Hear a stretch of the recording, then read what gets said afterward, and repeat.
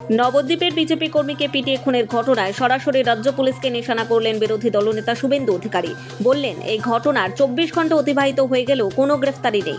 বোঝা যায় রাজ্যের পুলিশ রাজনৈতিক রং দেখে কাজ করে। কল্যাণী এইমসে এসে বিজেপি কর্মী সঞ্জয় ভৌমিকের মৃতদেহকে শ্রদ্ধার্ঘ্য এবং রাজ্যের প্রশাসন সহ রাজ্যের মুখ্যমন্ত্রীকে তীব্র কটাক্ষ শুভেন্দু। রাজনৈতিক রং দেখে পশ্চিমবঙ্গের পুলিশ কাজ করে। নবদ্বীপের আসন টলমল করছে। হাতছাড়া হওয়ার ভয় রয়েছে তৃণমূলের। তৃণমূল জানে এসআইআর হলে 20,000 ভোটে নবদ্বীপে হারবে রাজ্যের মুখ্যমন্ত্রী। পুলিশ মন্ত্রী সে তো হলো, স্বাস্থ্যমন্ত্রী হিসেবেও ব্যর্থ। রবিবার পর্যন্ত পুলিশকে সময় দেন শুভেন্দু অধিকারী। পরবর্তীতে কৃষ্ণনগরে এসপি ঘেরাও করা হবে বলে জানান বিরোধী দলনেতা শুভেন্দু অধিকারী। সঞ্জয় ভৌমিক অমর রহে অবিলম্বে 4 জন খুনির ফাঁসি চাই। 24 ঘন্টার বেশি, প্রায় 36 ঘন্টার বেশি অতিবাহিত হওয়া সত্ত্বেও একজনেরও গ্রেপ্তার হয়নি।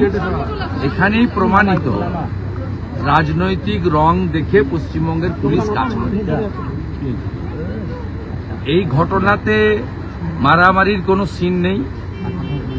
যাদের নামে অভিযোগ হয়েছে তৃণমূল কংগ্রেসের একটা গুন্ডা পান্ডা তারক সহ, তাদের কারোর চোট লাগেনি। ওয়ান সাইডেড হয়েছে এবং সঞ্জয় অত্যন্ত পরিচিত ভারতীয় জনতা পার্টির কর্মী। আমাদের সম্প্রতি যে মেম্বারশিপ হয়েছে, মেম্বারশিপও নিয়েছেন। ওর দিদি সাথী চক্রবর্তী আমাদের মহিলা মোর্চার ওই এলাকার ওই বিধানসভার একজন দাপুটে নেত্রী বা প্রথম সারির নেত্রী। স্বাভাবিকভাবে রাজনৈতিক কারণটাই মেন, কারণ নবদ্বীপ আসন টলমটো করছে তৃণমূলের হাতছাড়া হওয়ার পথে। লোকসভাতে রোহিঙ্গা, বাংলাদেশি মুসলিম, অবৈধ অনুপ্রবেশকারী, ছাপ্পা ভয় দেখিয়ে মাত্র 6,000-এর গ্যাপ। ওরা জানে এসআইআর হওয়ার পরে ওরা 20,000 ভোটে নবদ্বীপে হারবে। তাই এই ধরনের তাজা কর্মীদেরকে খুন করে যে যুবকরা পশ্চিমবঙ্গ বিজেপির প্রধান হাতিয়ার বা স্তম্ভ, এই যুবকদেরকে ভয় দেখিয়ে দিতে চায়।